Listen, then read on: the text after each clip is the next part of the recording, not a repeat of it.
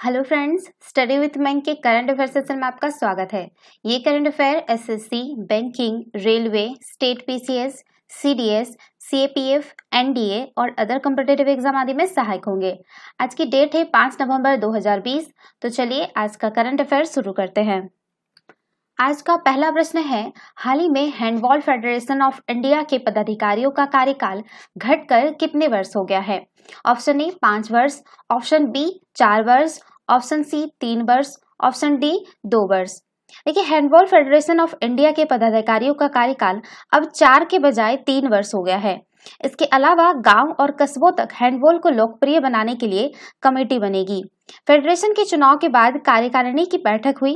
इसमें तेलंगाना के जगमोहन राव को अध्यक्ष, मध्य प्रदेश के प्रीतपाल सलूजा को महासचिव और लखनऊ के विनय कुमार सिंह को कोषाध्यक्ष चुना गया।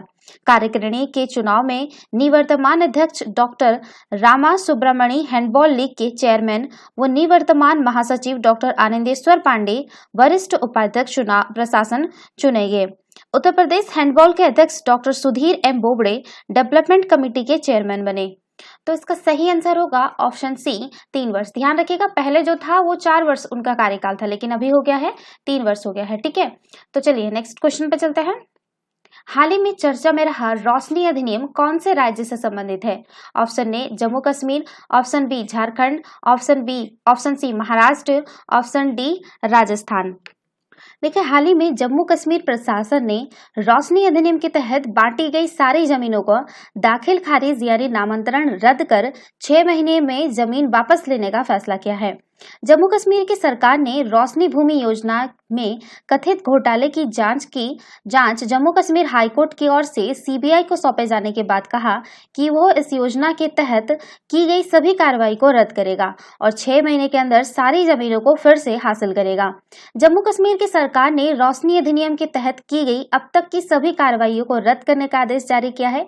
इसके साथ ही रोशनी अधिनियम के तहत जमीनें लेने वाले प्रभावी लोगों समेत सभी लाभार्थियों के नाम सार्वजनिक करने को कहा गया है। आदेश में कहा गया है कि उच्च न्यायालय के आदेश का पालन करते हुए यह जरूरी है कि आवश्यक दिशा निर्देश जारी किए जाएंगे। इसके तहत राजस्व विभाग के प्रमुख सचिव की ओर से रोशनी अधिनियम के तहत समय समय पर किए गए संशोधनों को रद्द करने का आदेश जारी होगा। बात करें रोशनी अधिनियम के बारे में, तो रोशनी अधिनियम और घोटाला रोशनी अधिनियम को जम्मू कश्मीर की सरकार ने सरकारी जमीन पर कब्जा करने वालों को मालिकाना हक देने के लिए बनाया था। रोशनी अधिनियम का पूरा नाम जम्मू एवं कश्मीर राज्य भूमि कब्जाकारी के लिए स्वामित्व का अधिकार कानून 2001 है। दरअसल 2001 में जम्मू कश्मीर विधानसभा द्वारा पारित किए गए रोशनी अधिनियम के तहत जम्मू कश्मीर सरकार ने ऐसी व्यवस्था बनाई थी कि जिन लोगों के कब्जे में सरकारी जमीन है वो इस अधिनियम के तहत आवेदन करके जमीन पर मालिकाना हक प्राप्त कर सकता है। इसके बदले उनसे एक सुनिश्चित रकम ली जाती थी जो सरकार की ओर से तय की जाती थी। तो इसका सही आंसर होगा ऑप्शन ए जम्मू कश्मीर। चलिए नेक्स्ट क्वेश्चन पे चलते हैं। हाल ही में आयुष मंत्रालय और कौन से भारतीय एजेंसी के द्वारा आयुष क्षेत्र की योजनाबद्ध एवं व्यवस्थित विकास को सुविधाजनक बनाने के लिए रणनीतिक नीति और सुविधा ब्यूरो नामक एक रणनीतिक नीति इकाई स्थापित करने के लिए सहयोग करेंगे? ऑप्शन ए बहुपक्षीय निवेश गारंटी एजेंसी, ऑप्शन बी राष्ट्रीय निवेश संवर्धन और सुविधा agency, option C invest India agency, option D credit rating agency. देखिए, आयुष मंत्रालय और इन्वेस्ट इंडिया आयुष क्षेत्र की योजनाबद्ध और व्यवस्थित विकास को सुनिश्चित बनाने के लिए रणनीतिक नीति और सुविधा ब्यूरो नामक एक रणनीतिक नीति इकाई स्थापित करने के लिए सहयोग करेंगे। रणनीतिक नीति और सुविधा ब्यूरो की स्थापना एक अग्रगामी कदम है जो कि आयुष प्रणालियों को भविष्य के लिए तैयार करेगा। यह ब्यूरो रणनीतिक और नीतिगत पहल करने में आयुष मंत्रालय की सहायता करेगा और इस क्षेत्र की पूर्ण क्षमता तक पहुंचने तथा इसमें विकास और निवेश को प्रोत्साहित करने का मार्ग प्रशस्त करेगा। ऐसे समय में जब कोरोना वायरस महामारी विश्व भर के तमाम लोगों को प्रभावित कर रही है और लोग अच्छे स्वास्थ्य के प्रति जागरूक हो रहे हैं, तो इस तरह की रणनीतिक इकाई आयुष क्षेत्र के हितधारकों के लिए काफी महत्वपूर्ण हो सकती है। इस परियोजना में एक भागीदार के रूप में इन्वेस्ट इंडिया आयुष मंत्रालय के साथ बड़े पैमाने पर सहयोग करेगा ताकि ब्यूरो की कार्य योजना तैयार की जा सके और इसके अकाल्पनिक और दीर्घकालीन लक्ष्यों को परिभाषित किया जा सके। साथ ही इन्वेस्ट इंडिया ब्यूरो की कार्य योजना को लागू करने और क्रियान्वित करने के लिए प्रशिक्षित और विशेषज्ञ लोगों को भी नियुक्ति करेगा। तो इसका सही आंसर होगा option C, invest India agency. चलिए नेक्स्ट क्वेश्चन पे चलते हैं। हाल ही में केंद्रीय मंत्री डॉक्टर जितेंद्र सिंह द्वारा जम्मू कश्मीर के कौन से झील के लिए विकास योजना का उद्घाटन किया गया? ऑप्शन ए गंगाबल झील, ऑप्शन बी मानसर झील, ऑप्शन सी बुलर झील, ऑप्शन डी डल झील। देखिए, हाल ही में केंद्रीय मंत्री डॉक्टर जितेंद्र सिंह ने जम्मू में मानसर झील विकास योजना का उद्घाटन किया। पिछले कुछ समय में केंद्र सरकार ने जम्मू कश्मीर संघ शासित प्रदेश के विकास पर काफी बल दिया है। केंद्रीय मंत्री डॉक्टर जितेंद्र सिंह ने मानसर झील विकास योजना के उद्घाटन के दौरान कहा कि जम्मू कश्मीर में भारत सरकार के अथक प्रयासों के बाद 4 दशकों तक रुकी हुई शाहपुर कंटी सिंचाई परियोजना दोबारा शुरू की गई है। उन्होंने कहा कि 5 दशक से अधिक समय बाद उज बहुउद्देशीय परियोजना को भी फिर से शुरू किया गया है। इसके अतिरिक्त इस क्षेत्र में उत्तर भारत का पहला बायोटेक औद्योगिक पार्क और पहला बीज प्रसंस्करण संयंत्र भी आ रहा है, जो नौकरी के अवसरों के साथ साथ आजीविका और अनुसंधान के स्रोत उत्पन्न करेगा। बात करें मानसर झील विकास परियोजना के बारे में, तो मानसर झील विकास योजना 70 वर्षों से लंबे इंतजार के बाद हाल ही में पूरी हुई है। स्थित जो है मानसर झील विकास परियोजना जम्मू कश्मीर में स्थित मानसर झील पर निर्मित की गई है। इसके अगर लाभ के बारे में बात करें तो मानसर झील विकास योजना में लागू होने के बाद मानसर क्षेत्र में प्रति वर्ष पर्यटकों तीर्थयात्रियों की संख्या मौजूदा 10 लाख से बढ़कर 20 लाख हो जाएगी। इस योजना में लगभग 1.15 करोड़ मानव दिन रोजगार सृजित होंगे और प्रति वर्ष 800 करोड़ रुपए से अधिक की आय होगी। बात करें मानसर झील के बारे में, तो मानसर झील का महाभारत के प्राचीन लेखों में भी उल्लेख मिलता है। यह झील जम्मू कश्मीर में स्थित है। मानसर झील के आसपास काफी संख्या में मंदिर है, इसलिए यह क्षेत्र सामाजिक सांस्कृतिक रूप से बहुत महत्वपूर्ण है। यह स्थिति यहाँ पर्यटन की संभावना को उल्लेखित करती है। मानसर झील अंतर्राष्ट्रीय महत्व की आर्द्र भूमि की रामसर सूची में भी सम्मिलित है। उल्लेखनीय है कि मानसर झील के नजदीक सुरिंगसर झील भी स्थित है, इसलिए इन दोनों झीलों को जुड़वा झील भी कहा जाता है। सुरिंसर मानसर वन्यजीव अभ्यारण्य उक्त दोनों झीलों के मध्य में स्थित है।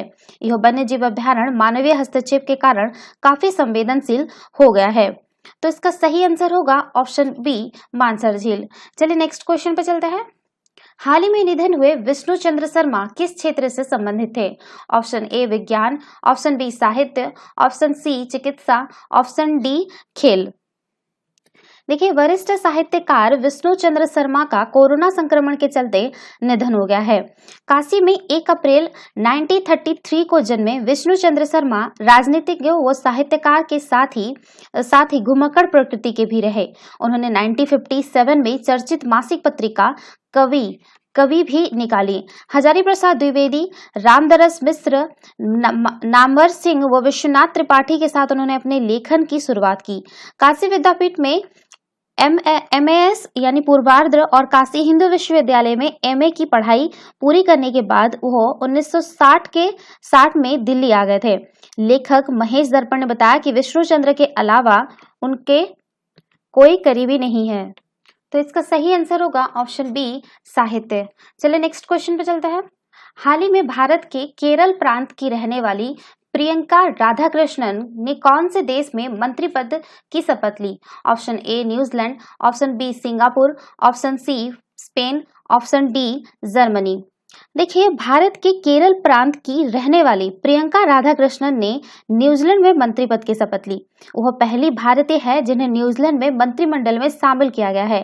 बता दें कि पीएम जेसिंडा अर्डर्न ने अपनी कैबिनेट का विस्तार करते हुए प्रियंका सहित 5 नए मंत्रियों को शामिल किया है।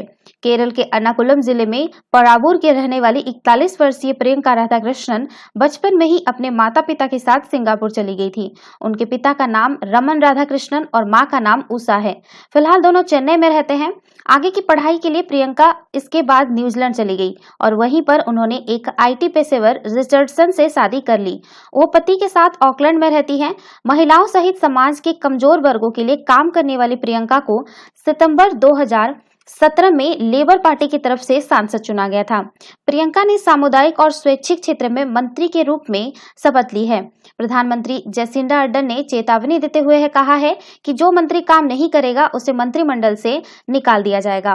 तो इसका सही आंसर होगा ऑप्शन ए, न्यूजीलैंड। चलिए नेक्स्ट क्वेश्चन पे चलते हैं। हाल ही में भारत के कौन से क्षेत्र में 8000 से 6000 वर्ष पुरानी नमस्कार मुद्रा वाली मूर्ति के अवशेष मिले हैं? Option A Dholavira, option B भिंडाणा, option C Mehrgarh, option D Rakhigarhi. देखिए हाल ही में 8000 वर्ष पुरानी सभ्यता को अपने में समेटे राखीगढ़ी से प्राप्त नमस्कार मुद्रा वाली यह दुर्लभ मूर्ति विश्व को अपना परिचय दे रही है। जिसमें योग्य वह है। आज वह विश्व हैंडशेक के उत्तज नमस्कार कर रहा है। अभिवादन का यह प्राचीनतम प्रणाम अहम हो जाता है। यह मूर्ति इस बात को सिद्ध कर देती है कि आर्य विदेशी नहीं थे।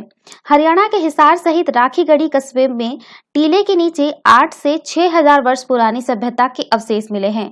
भारतीय पुरातत्व विभाग कुछ चरणों की खुदाई कर चुका है, जबकि कुछ का होना शेष है। यहाँ अब तक मिले विविध साक्ष्यों में सबसे महत्वपूर्ण है नमस्कार करते हुए योगी की मूर्ति। महत्वपूर्ण इसलिए कि सभ्यता के विकास क्रम में अभिवादन का यह साक्ष्य प्राचीनतम और दुर्लभ है। दूसरा, भारतीय योग परंपरा में वर्णित यह प्रमुख योगासन पद्मासन की मुद्रा में बैठे हुए योगी की यह प्रतिमा में अपनी दोनों हथेलियों को नमस्कार मुद्रा में जोड़े हुए दर्शाया गया है। इससे पश्चिम के विद्वानों का यह दावा आधे मुंह गिर जाता है, जो कि आर्य को विदेशी मूल का बताया गया है। यद्यपि सभ्यता और इतिहास के इस महत्वपूर्ण पुरातत्व प्रमाण का भारत विश्व के सम्मुख उस आकार नहीं रख सका जिसकी आवश्यकता है। राखीगढ़ी साइट से जुड़ा पुरातत्वविदों ने बताया कि यह प्रमाण इस बात को सिद्ध करता है कि आर्य बाहर से नहीं आए थे, वरन वे यहाँ के ही मूल निवासी थे। अतः हड़प्पा और वैदिक सभ्यता में विभेद नहीं किया जा सकता है। बताया गया है कि विगत चरण में हुई खोदाई के दौरान यहाँ 10 सेंटीमीटर ऊंची टेराकोटा की मूर्ति मिली है। इतिहासकारों ने कहा कि इससे पहले हमें बताया जाता रहा है कि नमस्कार वैदिक सभ्यता का अंग है, जो कि हड़प्पा के बाद विकसित सभ्यता है, किंतु राखीगढ़ी से निकला यह साक्ष्य अवधारणा को सही कर दे रहा है। तो इसका सही आंसर होगा ऑप्शन डी, राखीगढ़ी। चलिए नेक्स्ट क्वेश्चन पे चलते हैं। हाल ही में प्राकृतिक आपदाओं और कोरोना वायरस महामारी से उबरने में मित्र देशों की सहायता करने हेतु भारतीय नौसेना जहाज ऐरावत से कौन से मिशन के तहत सूडान को खाद्य सहायता लेकर पोर्ट सूडान पहुंचा? Option A mission Namaste, option B mission Sagar, option C mission Sagar 2, option D A और बी दोनों। देखिए भारतीय नौसेना जहाज ऐरावत मिशन सागर द्वितीय के तहत सूडान को खाद्य सहायता लेकर पोर्ट सूडान पहुंचा। भारत की दूरगामी समुद्री दृष्टिकोण काफी संकुचित करने के कारण भारत हिंद महासागर क्षेत्र में रणनीतिक रूप से काफी पिछड़ गया था। हिंद महासागर चीन और अमेरिका की प्रतिस्पर्धा का क्षेत्र बनता है। चीन ने स्ट्रिंग ऑफ पर्ल्स नीति के तहत भारत को घेरने की कार्य योजना पर बढ़ते हुए पाकिस्तान में बलूचिस्तान प्रांत में ग्वादर से लेकर श्रीलंका, मालदीव, बांग्लादेश समेत म्यांमार तक अपने समुद्री प्रभाव का विस्तार किया। इसके साथ ही चीन ने अफ्रीकी देश जिबूती में अपनी पहली सैन्य चौकी बनाई। चीन के जवाब में पिछले कुछ वर्षों में समुद्री कूटनीति को प्राथमिकता देते हुए भारत सरकार के द्वारा कई नीतियां चलाई गई। इसमें सागर यानी security and growth for all in the region यानी सागर कार्यक्रम महत्वपूर्ण है, जिसके तहत भारत सरकार प्राकृतिक आपदाओं और कोविड-19 महामारी को दूर करने के लिए मित्र देशों को सहायता प्रदान कर रही है। उल्लेखनीय है कि मई से जून 2020 में भारतीय नौसेना ने मानव सहायता कार्यक्रम मिशन सागर 1 चलाया था और मिशन सागर 2 मिशन सागर 1 का दूसरा चरण है। यह सहायता कार्यक्रम सागर पहल के अनुरूप है, जो भारत द्वारा उसके समुद्री पड़ोसी देशों के साथ संबंधों को महत्वपूर्ण और रेखांकित करता है एवं मौजूदा संबंधों को और मजबूत करता है। देखिए मिशन सागर 2 के तहत भारत सरकार प्राकृतिक आपदाओं और कोविड-19 महामारी की दूर करने के लिए मित्र देशों की सहायता प्रदान करने के क्रम में मिशन सागर 2 के तहत भारतीय नौसेना जहाज ऐरावत को पोर्ट सूडान में 100 टन खाद्य सहायता लेकर पहुंचा है।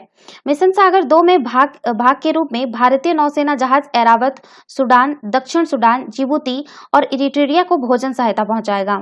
मिशन सागर 1 के बारे में बात करें तो कोविड-19 महामारी से निपटने में सहायता के लिए मालदीव, मॉरिशस, मेडागास्कर, कोमोरोस और सेशल्स के अनुरोध पर भारत सरकार ने इन देशों में भारतीय नौसेना जहाज केसरी को भेजा था। ध्यान रखिएगा, एक के टाइम इसने एरावत को भेजा था, ठीक है, एरावत को, और पहला में इसने केसरी को भेजा था, ठीक है, केसरी को भेजा गया था। आपको पता होगा जो मिशन सागर 1 के तहत है 2 चिकित्सा टीम भी भेजे गए थे उस टाइम, ठीक है। इसके अलावा जो है भारतीय सेना द्वारा चलाए गए जो मानवीय सहायता मिशन है उसमें आपका ऑपरेशन वनीला है, ठीक है। ऑपरेशन वनीला को जो है चक्रवात डायने द्वारा मचाई गई तबाही के बाद मेडागास्कर के प्रभावित लोगों को सहायता प्रदान करने हेतु शुरू किया गया था। इसके बाद आपका ऑपरेशन मैत्री है, ठीक है, ये भी भारतीय सेना द्वारा ही बचाया गया था, राहत कार्य है। जो नेपाल में भूकंप आया था उसमें जो भारतीय सेना का राहत व बचाव कार्य ऑपरेशन के लिए इसको भेजा गया था, ठीक है। तो इसका सही आंसर होगा ऑप्शन सी, मिशन सागर 2। चलिए नेक्स्ट क्वेश्चन पे चलते हैं। जल्द ही कौन सा राज्य सार्वजनिक कार्यालयों और गरीबी परिवारों को मुफ्त उच्च गति वाली इंटरनेट सेवा पहुंचाने वाला पहला राज्य बन जाएगा? Option A Goa, option B Orissa, option C Telangana, option D Kerala. देखिए, जल्द ही केरल सार्वजनिक कार्यालयों और गरीब परिवारों को मुफ्त उच्च गति वाली इंटरनेट सेवा पहुंचाने वाला पहला राज्य बन जाएगा। अब एवं यह केरल के मानव विकास संकेतकों को और बेहतर करने के संदर्भ में एक और मील का पत्थर साबित होगा। उल्लेखनीय है कि Kerala fibre optical network project के तहत सार्वजनिक कार्यालयों और गरीब परिवारों को मुफ्त उच्च गति वाली इंटरनेट सेवा शुरू करने वाली 52,746 किलोमीटर लंबी फाइबर ऑप्टिकल केबल बिछाने की ये परियोजना अंतिम चरण में है। इस परियोजना का 80% से भी अधिक काम अभी पूरा हो चुका है, अभी 20% बाकी है, इसलिए ये जल्द ही अभी पूरा हो जाएगा, तो देश का ये पहला राज्य बन जाएगा, ठीक है। यह परियोजना राज्यों के बीच अपनी तरह की पहली लेकिन भारत सरकार की भारत नेट परियोजना के समान है, तो इसका सही आंसर होगा ऑप्शन डी केरल। चलिए नेक्स्ट क्वेश्चन पे चलते हैं। हाल ही में भारत ने अपने चावल के कौन से किस्म के जीआई टैग को मान्यता देने के लिए यूरोपियन यूनियन में आवेदन किया है? Option A Samba, option B basmati, option C Jirasal, option D Gobindobhog. देखिए, हाल ही में भारत ने अपने बासमती चावल के जीआई टैग को लेकर मान्यता देने के लिए यूरोपियन यूनियन में आवेदन किया है, जिसको लेकर पाकिस्तान द्वारा आपत्ति जताई गई है। यूरोपियन यूनियन के आधिकारिक जनरल के मुताबिक भारत ने अपने यहाँ होने वाले बासमती चावल के जीआई टैग के लिए आवेदन किया है। भारत ने यूरोपियन यूनियन में दिए गए अपने आवेदन में कहा कि बासमती एक लंबे दानों वाला चावल है जो कि भारतीय उपमहाद्वीप के एक खास भौगोलिक क्षेत्र में उगाया जाता है। जिस क्षेत्र में इसकी खेती होती है वह उत्तर भारत का हिस्सा है। भारत के अनुसार पंजाब, हरियाणा, दिल्ली, हिमाचल प्रदेश के हर जिले में बासमती चावल की फसल तैयार होती है। इसके अतिरिक्त पश्चिमी उत्तर प्रदेश और जम्मू कश्मीर के कुछ जिलों में भी बासमती उगाया जाता है। अब तक अंतर्राष्ट्रीय अदालतों में बासमती चावल को लेकर भारत और पाकिस्तान आमने सामने नहीं थे, मगर ताजा घटनाक्रम ने दोनों देशों को फिर एक दूसरे के खिलाफ खड़ा कर दिया है। तो इसका सही आंसर होगा ऑप्शन बी बासमती। तो ये था आज के करंट अफेयर। वीडियो पसंद आए तो लाइक, शेयर और कमेंट करना ना भूले, साथ ही साथ चैनल को सब्सक्राइब करना ना भूले। Thanks for watching, have a nice day, take care.